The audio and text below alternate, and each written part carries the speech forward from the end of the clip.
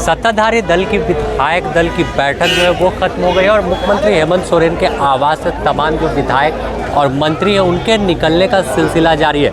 लेकिन अगर बात करें कि इस बैठक का निष्कर्ष क्या निकला है, जो चर्चाएं थी कि मुख्यमंत्री हेमंत सोरेन पर किसी तरह की संकट आता है तो आखिर कौन सा वह चेहरा होगा जिस पर तमाम विधायक सहमत होंगे, तो इस पर चर्चा होनी थी। लेकिन यह बात जो है कुछ दिन पहले ही जैसे ही गांडेय विधानसभा क्षेत्र में विधायक जो है डॉक्टर सरफराज आलम उनका इस्तीफा हुआ था, उसके बाद से चर्चाएं थी कि अगर सीएम हेमंत सोरेन पर ईडी कार्रवाई करती है तो उनकी पत्नी कल्पना सोरेन के नाम काफ़ी सुर्खियों में थे कि वो वहाँ से उपचुनाव लड़ेंगे।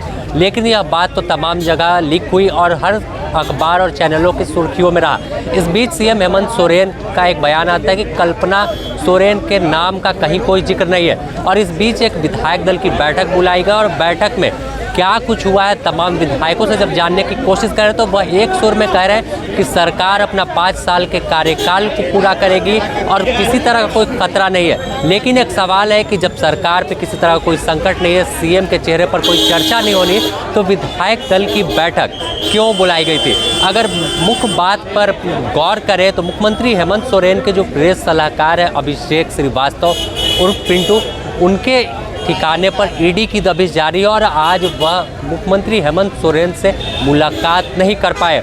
हो सकता है कि इस कारण से भी ज़्यादा कुछ बैठक में नहीं हुआ हो कि आखिर रणनीति का है या तो फिर कुछ बड़ी जो रणनीति है वो तय की गई। लेकिन विधायकों को साफ निर्देश दिया गया है कि जब आप बाहर जाएँ तो मीडिया के सामने कुछ भी खुलकर बयान नहीं देंगे, आपको एक शब्द में कहना है। और तमाम विधायकों के बयान सुनकर कुछ ऐसा ही लगता है, तमाम विधायकों को एक दिशा निर्देश मिला है कि आपको सिर्फ कहना है कि सीएम हेमंत सोरेन हैं और आगे भी बने रहेंगे और अपने 5 साल का कार्यकाल पूरा करेंगे। लेकिन जिस तरह से एकाएक बैठक बुलाई गई और बैठक करीब 2 घंटे तक चली और बैठक में कई जो रणनीति है वो तय की गई कि आखिर जिस तरह से ईडी का समय की ईडी की ओर से जो बताया गया था कि 2 दिनों में आप जगह और समय बता दीजिए, वहाँ पर पूछताछ होगी और यह पूछताछ 7 दिनों के अंदर होने वाली थी। तो अभी 5 तारीख को जो है वो आखिरी मियाद जो ईडी की वो खत्म होगी। लेकिन उससे पहले जो 2 दिनों का समय दिया था उसके ठीक तीसरे दिन सीएम हेमंत सोरेन की ओर से एक पत्र ईडी को भेजा गया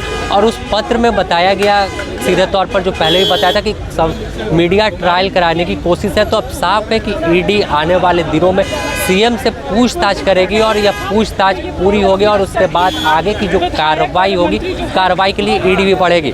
लेकिन क्या कुछ इस बैठक में रणनीति तय की गई वो भी कुछ जो है वो तमाम विधायक तो बोलने से बच रहे हैं। लेकिन एक जिस तरह से हमने पहले बताया कि या तो कुछ एक मजबूत रणनीति तय की कर ली गई है या फिर कुछ छुपाने की कोशिश तमाम विधायक सत्ता पक्ष के जो वो कर रहे हैं। लेकिन थोड़ा इंतज़ार करना होगा, आने वाले दिनों में झारखंड की राजनीतिक में बड़ी जो हलचल है वो देखने को मिल सकती है।